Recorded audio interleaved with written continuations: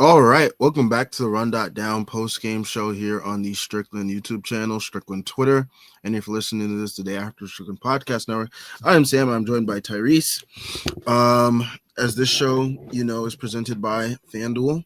The Knicks win 132 to 125 over the Miami Heat, bringing their win total on the season to 20 wins, led, of course, by none other than Jalen Brunson, with his MSG career high of 47 points, along with 3 rebounds, 8 assists. Had it going from 3. This was a Jalen Brunson virtuoso performance against a team that we've had our struggles with occasionally this season. The Knicks, this is their last time playing Miami. Split the season series with them 2-2. So hopefully we never have to see them again, either now or the postseason. So this was a really good game for Jalen Brunson. He had it going. I mean, he had 27 in the first half, and a lot of people, were hoping that this would be finally the night he gets to 50 points at MSG. Got close enough, but he definitely had it going, especially early on in this game when guys like OG and Cat didn't have it going, and it was just really Brunson and McCall that were keeping the team afloat offensively. And the team was also struggling defensively in that first half as well. So Jalen Brunson really made sure that this game was close. And when, guys like OG started to get it going in that third quarter, and Jalen Brunson continued to do his thing, really kept the Knicks in front, and they really never looked back. And I think at the end of the game, Mike Breen mentioned that the Knicks are 18-0 when leading in the fourth quarter, leading to enter the fourth quarter. So that's a pretty good stat for the Knicks to be doing good at. So just so you know, whenever you see the Knicks entering the fourth quarter of leads, it's a pretty damn good chance that they're going to win the game. Tyrese, your thoughts on this game so far? I hate every team that comes out of the state of Florida. I think Bam Adebayo is the second best basketball player in his family. Honestly, that game, it didn't really ever feel like it was out of hand once the Knicks got the lead, which was pretty good. I think the Knicks were able to have their timely moments when they needed them. And really the game was won off of the efforts of Jalen Brunson, first and foremost, but also Mikal Bridges. And those two guys just kind of carried the team. Jalen Brunson, there aren't a lot of words. Excuse me. Sorry, people, I'm sick. But there aren't a lot of words that could be used to describe Jalen Brunson aside from elite. I think this is probably the year where he finally gets that first team All NBA. I think he deserves it. I think he's been one of the best players in the sport. I think he's contributed to winning in a way that few players have been able to contribute to winning this season. And he is an incredible basketball player. He's one of the 10 best basketball players in the league, and he's closer to 5 than he is to 10. Timothy, Jalen Brunham, whatever you want to call him, that's man. Like 47-9 with 0 turnovers is just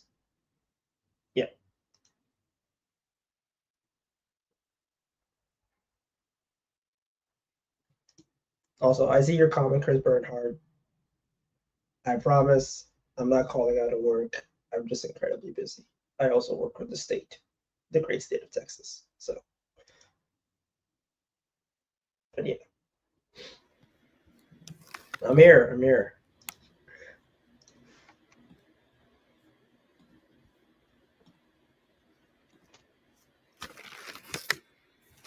Yeah, what a game from Jalen Brunson.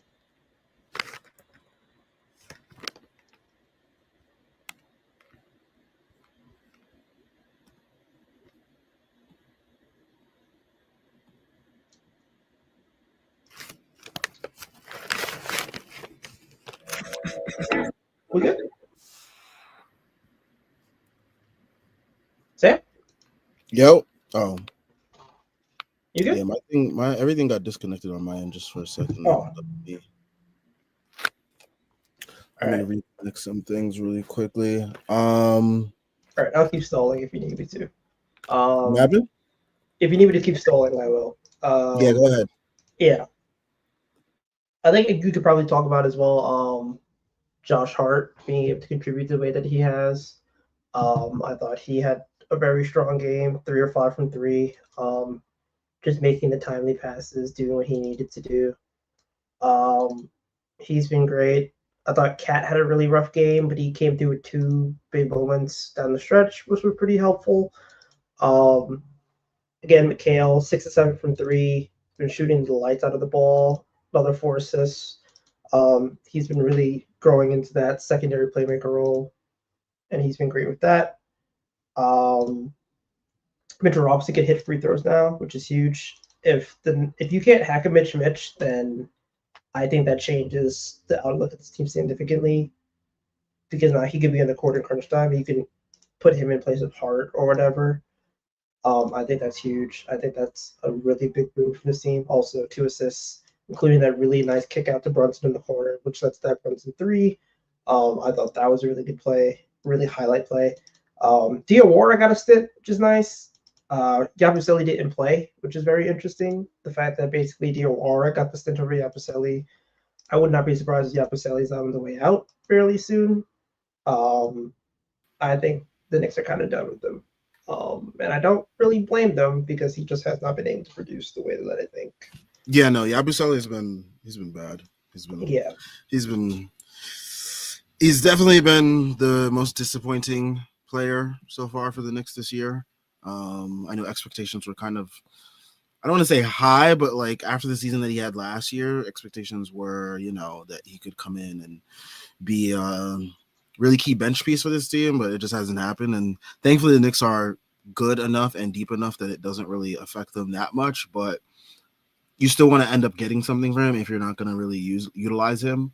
So I think a lot of fans are just hoping that we can get something for him at the deadline. So yeah, that's where things are with Yabusele. Yep. I think what was very interesting as well is that Kolek got 22 minutes tonight. Mitchell Robinson got 22 minutes tonight. When Shamit and Deuce get back, I wonder how that minute distribution is going to go and who's going to get chopped. Or do they just run 10? I wouldn't be surprised if they ran 10. They essentially ran 8 tonight. But I do think there's a world where like Shamit and Deuce get minutes and they kind of need them and they deserve them. Those are arguably your 2 best shooters and your 2 best point of attack defenders. So like, but do you want to bench Kolek? I don't think you want to bench Kolek. I think Mitch Robinson has shown you what he can do. And again, if he's hitting free throws, that's a really big. Sorry, Grizzlies. Yeah, no, but yeah, no, it's hard for this team now because like it's a really guard heavy rotation at that point. And it's like, like you said, it's hard to bench any of these players because they've all shown that they belong in the rotation, especially Kolek as of late has really made a push that he can show that he can be that playmaker off the bench that this team has actually been needing for a minute now.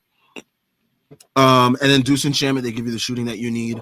Clarkson gives you that, gunner off the bench that, I feel like maybe Clarkson ends up being the person that's kind of like more situational just because like he is the most volatile out of all of those guys. Because with every other player so far, you kind of have a baseline of what you expect. Clarkson, there are nights that he's going to give you really good shooting, and then there's other nights where the shooting is not going to be there, and then he makes some mistakes on the defensive end. So I think he might end up being someone that's situational, probably either between him and Kolek, because I feel like Duchamp and Mitch kind of may have stabilized themselves as like mainstays in the rotation. But yeah, no, it's going to be interesting to see what happens when this team is fully healthy. Depth is a good problem to have. It's just all a matter of, if Mike Brown can push the right buttons and place the pieces where they need to be at the right spots. Yeah. There's just a lot of talent on this team. There's a lot of excess talent. And they still have the ability to like make an additional move if necessary, which would be very interesting come trade time. But I think the fact that someone like Kolek is able to play alongside Brunson, I think you're seeing that more.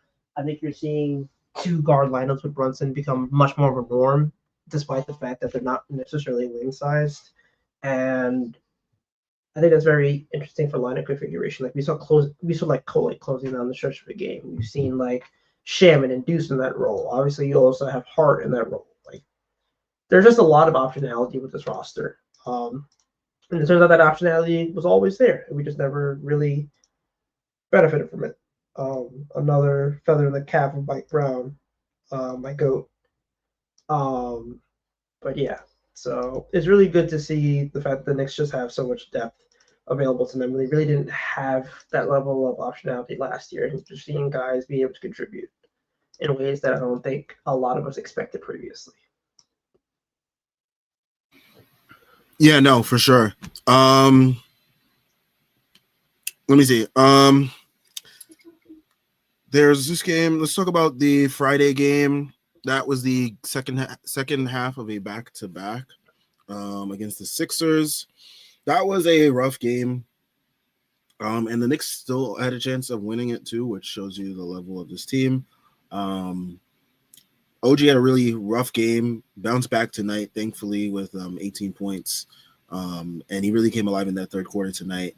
But in that game against the Sixers, he did not have a good game. Only 2 points, 1 of 9 shooting, 0-4 from 3. Josh Hart only had 5 points that game. Again, he bounced back tonight with about 13 points.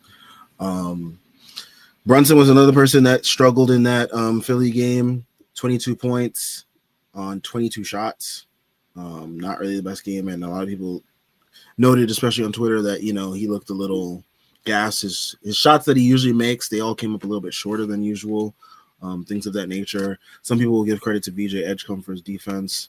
You could do that. I think it was more so Brunson just missing shots. I mean, you see tonight when he's actually rested after for a day, and he's himself. It doesn't matter what defense folks are playing on him, he'll be able to get his game off. Player of that game to me was Mitchell Robinson, 21 and 16 off the bench with a steal and 2 blocks, 7 of 8 from the free throw line, and that's been the story going into this game as well. Mitch continuing to hit his free throws. Shout out to the shooting coach. I forgot his name. Is it Peter Patton? Yeah, Peter Patton. He's somehow worked miracles on both Josh Hart and Mitchell Robinson this year. So he is the unsung or the properly sung hero so far of this Knicks season in terms of those guys and their developments, especially in Josh Hart's 3-ball and Mitchell Robinson's free throw shooting. I mean, if Mitchell Robinson's free throw shooting is going to turn the corner, and I don't think he's going to shoot like 7 of 8 or 100% every night, but I mean, if he can consistently hit about like above 67% or something like that from the free throw line, I feel like coaches like Joe Mazzulla, who love to play, Hacker Robinson in the middle of the fucking second quarter of regular season games, won't be able to have that option. He'll actually have to, hope for the best for his team against Mitch Robinson on the glass. So, yeah. Yeah, I mean, the Mitchell Robinson who can hit free throws and stay at the game, I mean, he's a 30-minute-a-night player. I think you're seeing it now. It's just like he can score more. Like he had 20 points. He had 21 points the last game. He had 9 points this game. And they weren't trying to foul him. Like they weren't trying to do Hackimich because if he could hit those free throws, he could stay in the court. I think Mitchell Robinson just become a much more well-rounded player. The fact that he can legitimately pass off of his offensive rebounds now.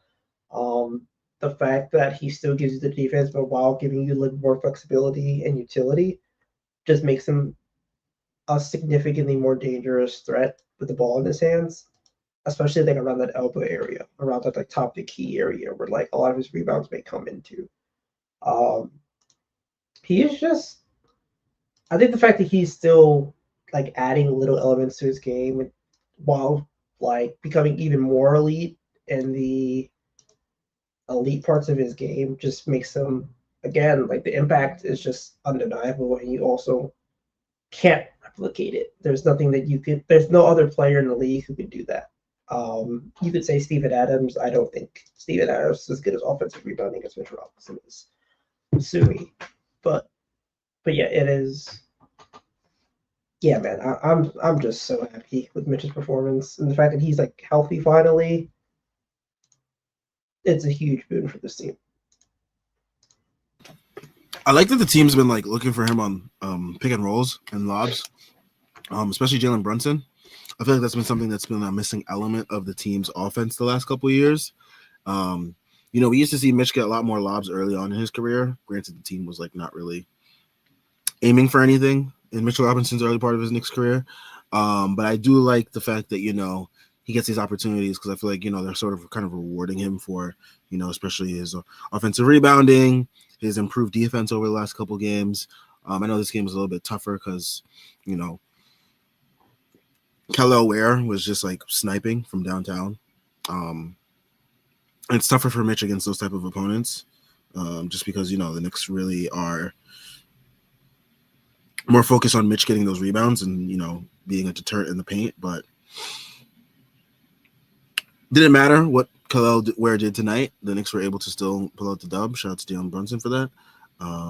But yeah, no, it's definitely been good to see Mitch improve. And, hoping that he can continue this as the season goes on, build upon this momentum. And yeah, let's go to the Thursday game. That was the game fresh off of the NBA Cup for the Knicks, which was a thriller against the Pacers. Of course, Pacers players like Nemhard and Pascal Siakam decided to play their better games of the season against us, especially one Andrew Nemhard decides to go 12 of 19 from the field and 4 or 5 from 3. But it didn't matter because Jalen Brunson had a 3 for his eye at the end of the game to win, giving us a clutch moment. It's so funny because like the Knicks just haven't had many opportunities for them to be in clutch situations because they mainly take care of games, which is so funny because like last year was like the total opposite. Like the Knicks would be in like dogfights with like the Wizards and shit like that last year, and it was just insane.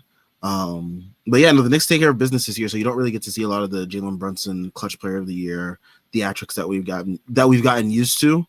But Thursday was a nice reminder of he still has that shit. So it was a great reminder for the rest of the NBA. Really good game for Tyler Kolek, who was the story of that game, I would say, besides the Jalen Brunson.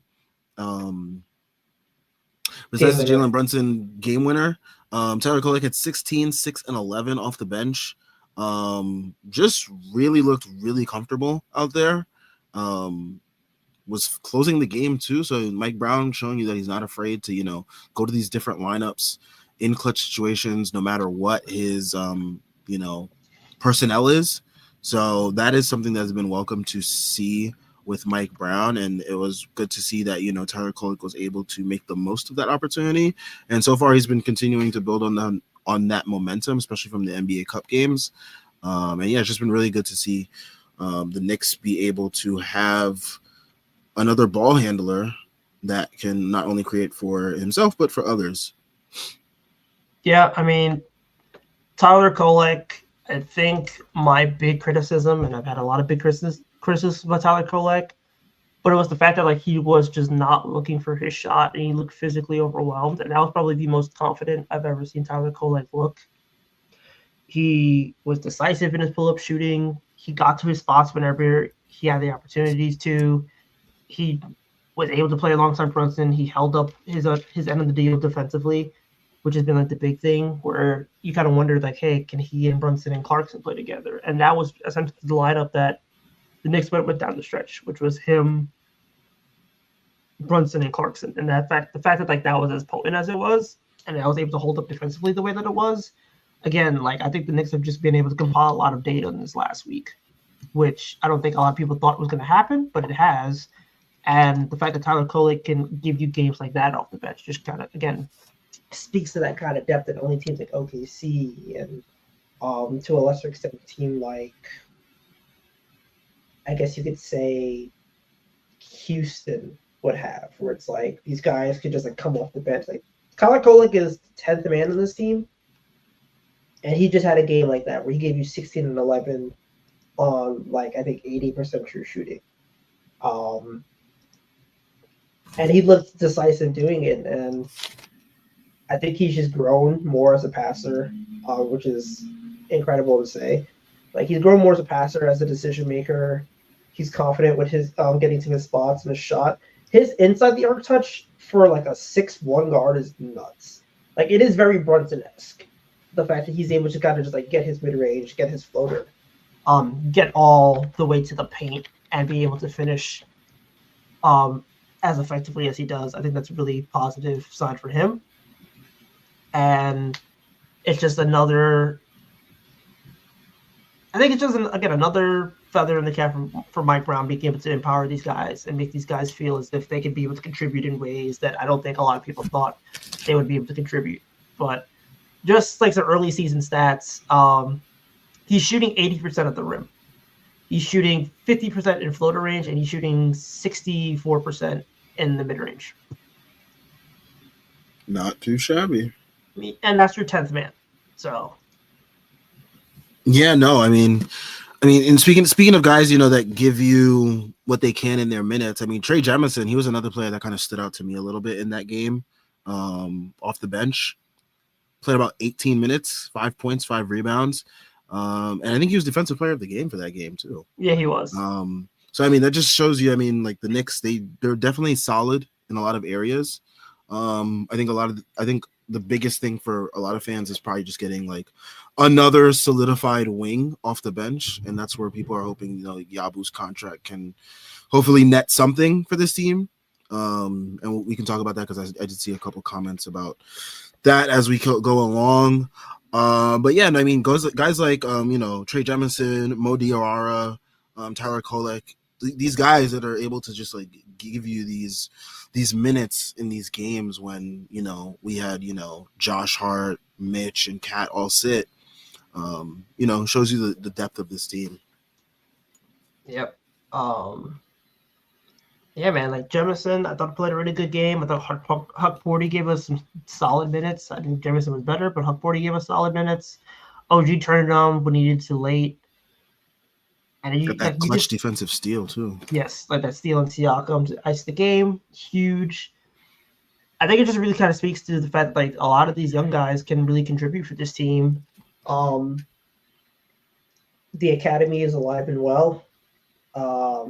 People play for the badge in many facets. Walt Perrin is pissing on Tibbs' grave, and the Knicks are better for it.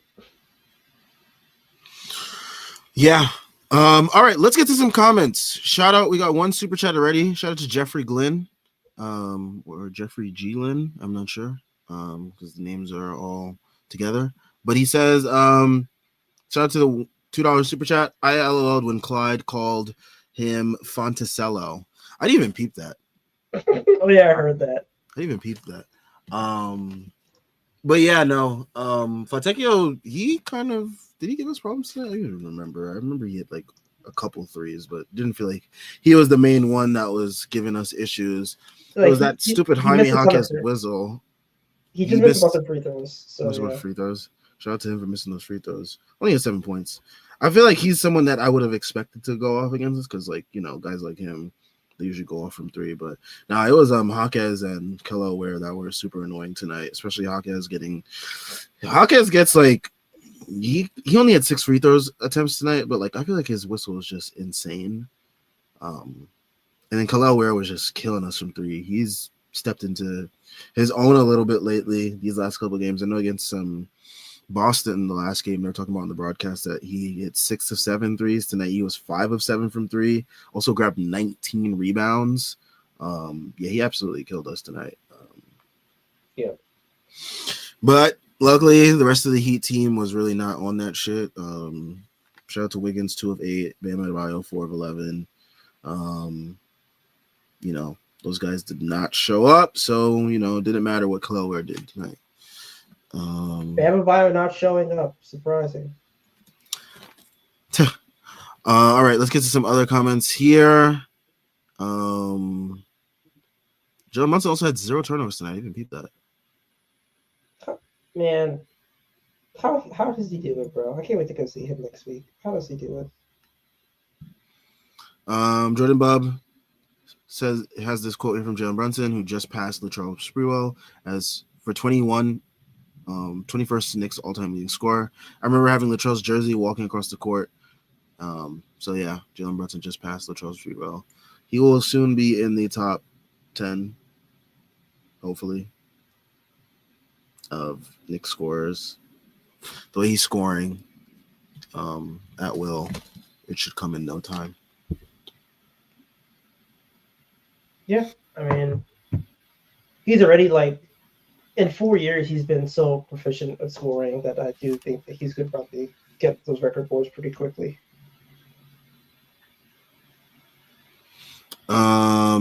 Chris Bernhard 97 over here says we're all in agreement that there's zero chance Yabu's here post deadline. I just don't know what wing they could get with the $6 million available in trade.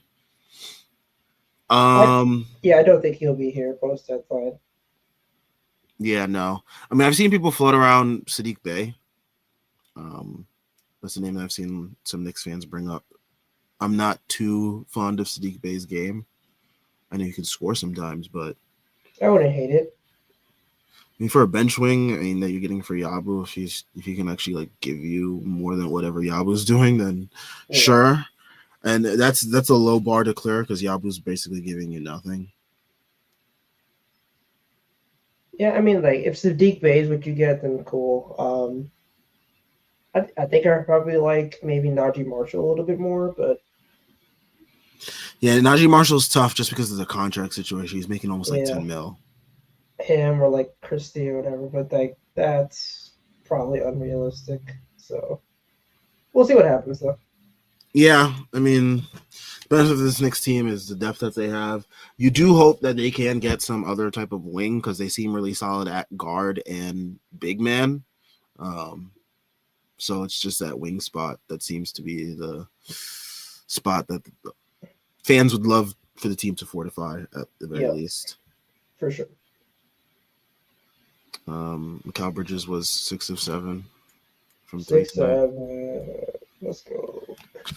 Tyler Kolek gave you 6 points, 4 rebounds, 3 assists, 50% from the field tonight in plus 16 in 22 minutes.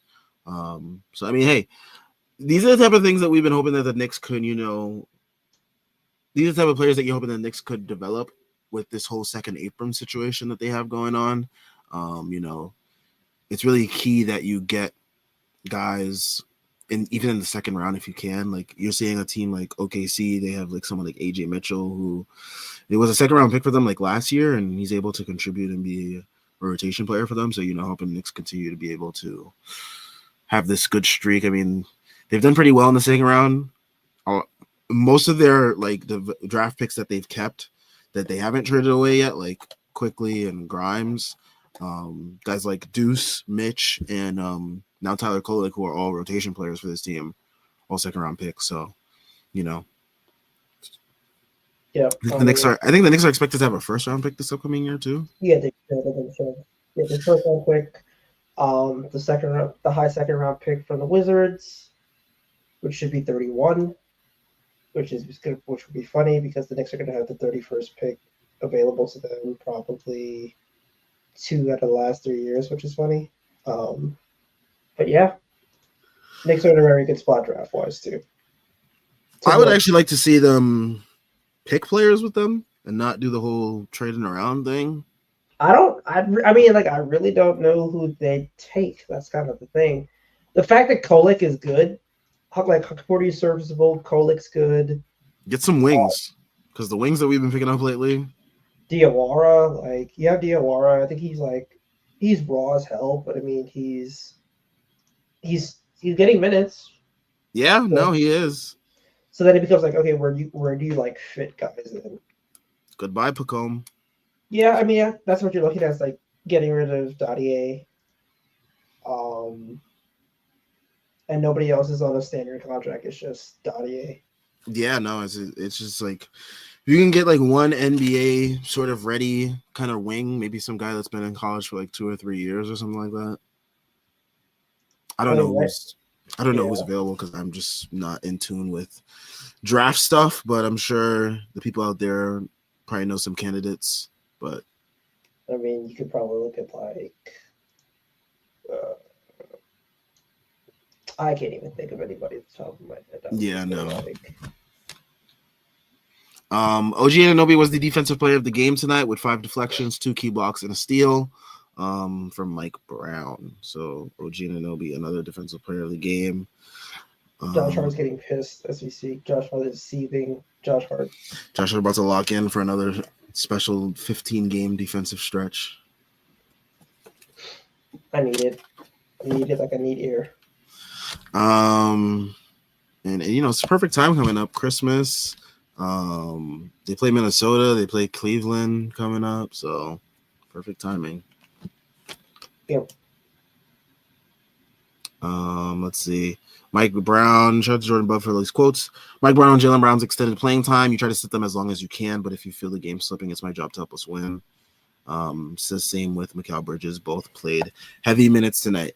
Coach Michael Brown, these are not heavy minutes compared to what What we've been Tim's been used doing.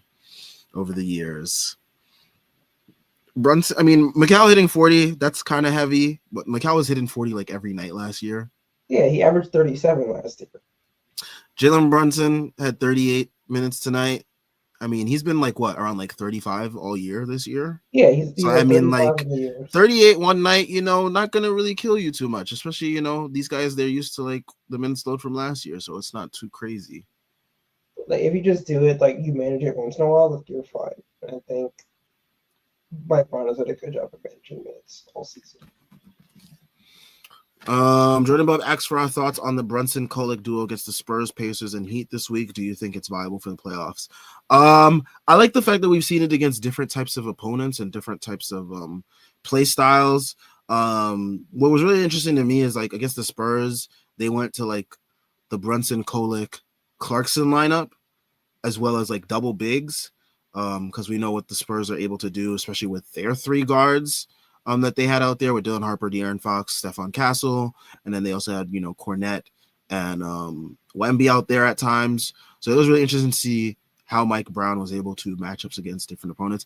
I think it's viable because I think we've seen it against 3 different types of teams so far, and you know, granted those Pacers and the Heat are weaker opponents compared to the Spurs, but I think seeing against the Spurs in that type of like sort of like high level matchup, even though it's like December basketball, but it was like a high level game that actually like sort of mattered to the players, and you could see it on based on their effort on the court. You know, I think it should be okay. Especially if you're not, it's not in the lineup that you're going to play the whole damn game. It's just in spurts. Yeah. And I Yeah. feel like, you know, against certain opponents, it will work better than other opponents. And I think that's up to Mike Brown to, you know, pick and choose where he wants to utilize this duo and, you know, where he thinks it's going to be most effective. Yeah, for sure. I think it's viable.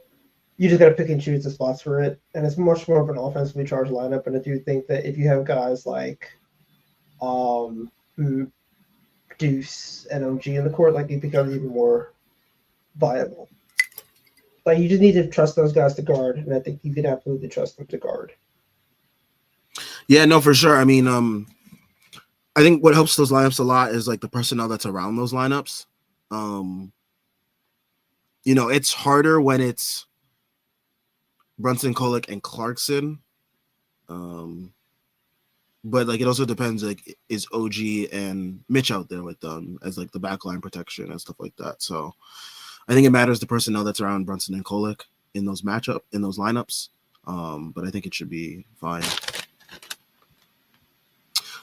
Jordan Bub also brings up when Deuce and Shamit come back, who gets their minutes reduced more, Kolek or Clarkson? I think based on what we've seen from Mike Brown so far, it'll probably just be a game by game basis. That's my best bet so far, at least. I would assume it's Kolek. Um, but I mean, like, I wouldn't be surprised if like Kolek and Clarkson both get it, and you just try to give more minutes to Deuce and Shamit. Yeah, no. Um, Chris Bernhardt says the Cavs looking like a playoff play-in team has me feeling like Dave Chappelle in the player haters ball. On God, Cavs deserve it too. Everybody kept hyping them up, and it's like for 3 years we've been telling y'all they frauds. 3 years, and people didn't want to believe us. Yes, they're frauds. Like we knew, the real knew. Ain't nobody surprised over here. Yeah, no, this was very much expected from anyone with a brain that was watching basketball the last couple years. And it looks like the Cavs are going to be in for some, some team shaking moves because there's reports of Dan Gilbert not being happy and he's about to get involved, and there's reports of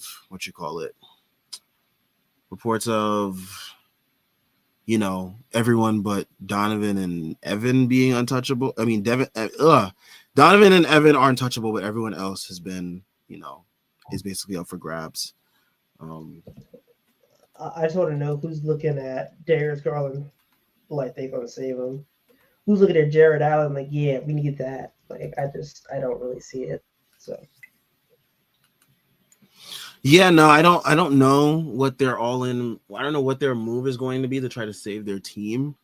It doesn't really look like there's one out there right now.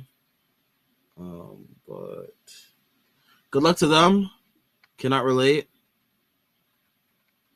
The Knicks are doing pretty great, so yeah. Sorry to Cavs fans, not actually. not for real. I'm not. Y'all deserve it. Yeah, no. They love to talk hot, so that's what happens. You're relying on It's so funny because like Jazz fans have also been like coming out of the woodwork and being like, they're kind of like almost like they're like comparing it to where the Jazz were towards the end of Donovan Mitchell's run over there. And I don't know, that's been interesting to me because it's like like trying to build a team around Donovan Mitchell, like if you're it feels like the Cavs looked at what the Jazz did and tried to replicate it in a way and are kind of surprised at the results of it. And they shouldn't be. Like, you knew what you was getting. Like, how you mad that you ordered a meatball marinara when you ordered a meatball marinara? Like, you knew what you gonna put on your plate. Don't get mad when you gotta go eat it. Yeah, no. Let's see here. What else we got here? Jordan Bub brings up Mike Brown says he's unsure if Miles McBride can sprint at this point, says he's working hard and can see him sweating at the practice facility. No clarity on mobility status. My guess is he probably comes back either after Christmas or like by the New Year's, most likely. I think he comes back like after the Spurs game, so for the New Year. Yeah. I mean, no need to really rush him back. I mean, you're seeing Tyler Kolek's very viable in this spot right now. Why not continue to let Tyler Kolek get these reps, get more comfortable, let Miles McBride get as healthy as possible? Because Miles McBride has had a pretty injury prone, not injury prone, but like he's been out a lot to start the year. I mean, I know he had something personal in his family. He also had like some calf issues early on as well. So like just let him get this time to really fully healthy. Because we know we're going to need him much later in the playoffs. So no need to rush guys back, him and Shamet. Like you don't really need to rush either of them back. The team is kind of flowing along pretty well without them. Shout out to the depth on this team. So, just let them get healthy so that way when they come back, we can really start to make a real serious run at things. Yeah, I agree. Chris Bernhardt says, speaking on the Pacers game, how bad of a look was it for Yabu that not only Diawara was better, but Jemison was 2 times better than him? Like he's totally getting traded. Like I think they're just kind of dumb. I think he's getting traded. Yeah, no, for sure. I definitely think he's going to get traded as well. Like I think the fact they're not even giving him like charity minutes, like I do think that they're kind of over it. Yeah, no, I mean it's like there's key rotation players out right now, and you're still not being able to crack the rotation. Like a rookie and two-way player are coming in before you, and they're playing better than you. And not only they're playing better than you, like significantly better than you. Yeah, no, it's bad for him. Let's see here. Mike Brown talks about Jalen Brunson's 47 points in the Knicks win tonight. You're struggling a little bit offensively. You want to have you want to have an MVP of the league on your side. Yeah. Yeah, shout out to Mike Brown. He's been pushing this Jalen Brunson MVP propaganda like we have never seen before. We know Thibs loved him, but Thibs clearly didn't love him enough because Thibs never came out here after every game being like, yo, my son needs to be in the MVP talks. Put my son there. And rightfully so, NBA.com, they put him on as fourth as on their most recent thing. Should have been fourth for a while now, but better late than never, I guess. But yeah, no, Mike Brown's really been going to bat for Jalen Brunson, trying to get him in the MVP conversation. So Which is good. Like that's what a coach is supposed to do, man. It's deserved. Not the stupid I don't care about my players gimmick. Yeah, like a lot of coaches some coaches like to pretend like, you know, they don't care about players' individual awards, but you know, I think it's good for a coach to, especially coaching his first year here with this team, to really show that he's like really behind his guys.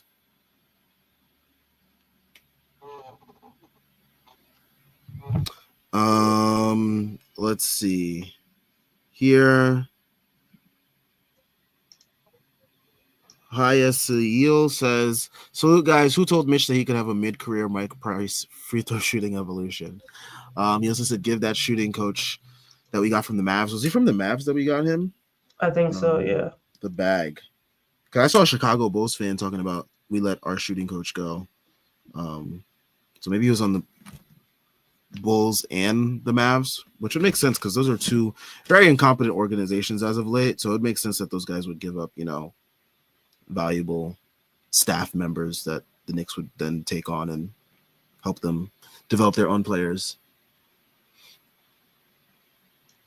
Yeah, but either way, I'll take him. He's been a godsend for the team. Chris Bernhard here says Yabu, Pacome, Clarkson going out to get Marshall.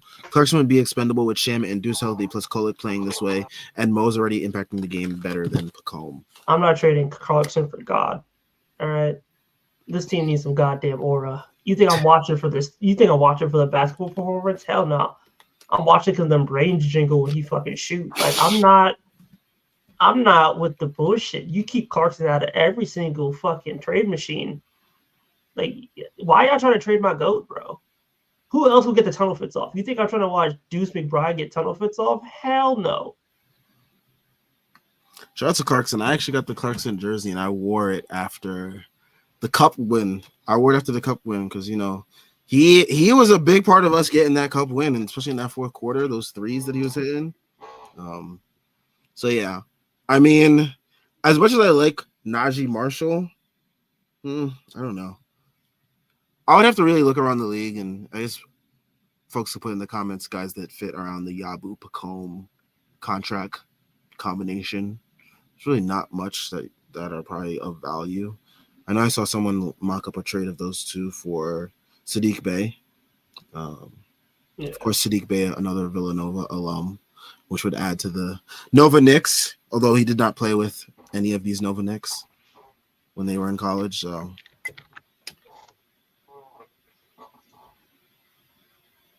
He'd definitely be useful, though. So that'd be nice. Chris Bernhardt says, at Tyrese, the Cavs have had the same course since Mitch stomped them out by himself. Thinking they were going to turn it around is insane. Yeah, no, it's been like, what, three years since then? Yep. And they got DeAndre Hunter and Max Strus since then. Congratulations. Really, their fans hate DeAndre Hunter, by the way, and Max Strus hasn't been healthy all year. He's never healthy. Like, he's never healthy, and they're just not a team that is going to do anything relevant until they change their core, and they refuse to change their core. so I don't buy them as a threat. Well, now they're trying to change their core. And I think it might be too late for that. So probably. Actually, it is. Not even probably. It is. Oh yeah, this is a fun quote. Jordan Bub brings up here. Him being out makes them more dangerous. Davion Mitchell and Jalen Brunson 5 weeks ago. Brunson with Mitchell on him tonight. 18 points, 5 of 9 from the field, 2 of 4 from 3. And it's funny, didn't we win that game too? Yeah, we did. We won that game. So hey, we win without him, we win with him. Pick your poison, Davion Mitchell. Especially at MSG. The Knicks are now 14-2 at MSG. Only losses have been on the second half of back-to-backs because, of course, the NBA would give us a back-to-back after fucking the Vegas trip. So, yeah. If the Knicks are rested, they win the game at home, and that's what matters. Yeah.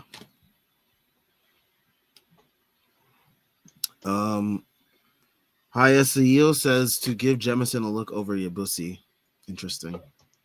Honestly, if Jamison could shoot, I'd be down, but I don't think he can. So yeah, no, it's funny because Jemison actually got like minutes for the Lakers last year, like key minutes in their rotation last year as they were heading to the playoffs. So that's just interesting within itself. But yeah, no, I mean Yabusele just has been very disappointing. You're just hoping that Knicks can get something for him. But we'll see with that. But yeah, I think now the next goal is just the Knicks need to get 40 before 20 so we could be officially a championship contender. That's what I'm focused on. Yeah. Have the Knicks ever got 40 before 20 in this like run of basketball since? Not since Brunson, but I think the last time it happened was the 2012-2013 season. Okay. Knicks are on track for it though, and we're only 2 games out from the first seed now, behind Detroit. Let's look at Detroit's schedule actually coming up because that is interesting to me. They got Portland. They're on a road trip now. So Portland, Sacramento, Utah, Clippers, Lakers. Oh, that could actually be rough for them. I need them to start losing some fucking games, man. That could be tough for them. We finally play them in January 5th though. Some good old fashioned that game. Oh wait, no, that's at Detroit. Yeah, some belt to ass. It's about time to get some belt to ass, man. But yeah, no, that road trip is gonna be interesting. I'm looking to see how they do on that road trip. And the Knicks, they play the Timberwolves this Tuesday. They play the Cavs on Thursday. Cavs on Christmas. And then they play the Spurs. They play the Hawks. Sorry, the Hawks. Ooh, that's gonna be 3-0. 3-0, I think though. They're gonna be playing the Hawks, December 27th. Pelicans, December 29th. Spurs, December 31st. And then the Hawks again, January 2nd. All right, these games, they're going to be interesting. They're going to be very interesting. Cleveland game, that game, we should smoke the shit out of them. Like, no joke. Hawks, since Trae Young's been back, I mean, they gave him 152 to the Bulls today and lost because Trae tried to foul bait at the end to tie the game. It's funny how Trae Young came back and all of a sudden now they start fucking losing again. Good. Like they were like actually like a top 6 team in the East, and then Trae Young comes back and they're ass again. So glad he's back. So glad he's back. I hope they don't trade him either. I know. But yeah, no, the Knicks should really take care of business. I mean, I know some of these games are gonna be on the road, Hawks, Pelicans, but I feel like they should take care of business easily against these teams. Like these teams are bad. I just kind of feel like that my expectation that the Knicks can just really make a run. I feel like they should, like within this next like 2 weeks, they should get the 1 seed. Yes, I agree. Like the way the Pistons schedule is set up, their road trip, whatever it may be, and the Knicks schedule right now, I just feel like they should be able to grab the 1 seed. That is my expectation for this team.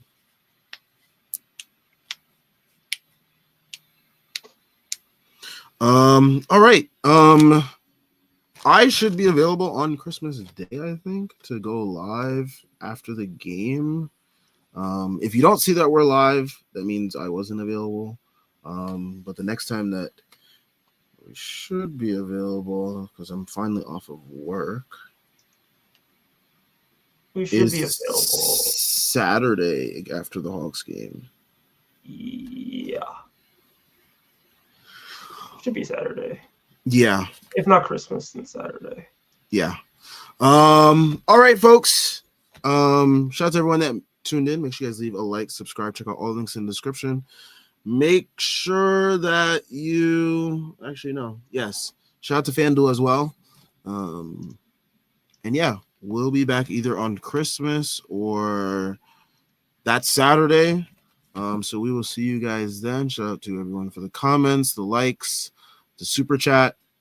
And we'll see you guys then. Everyone, enjoy the rest of your week. Peace.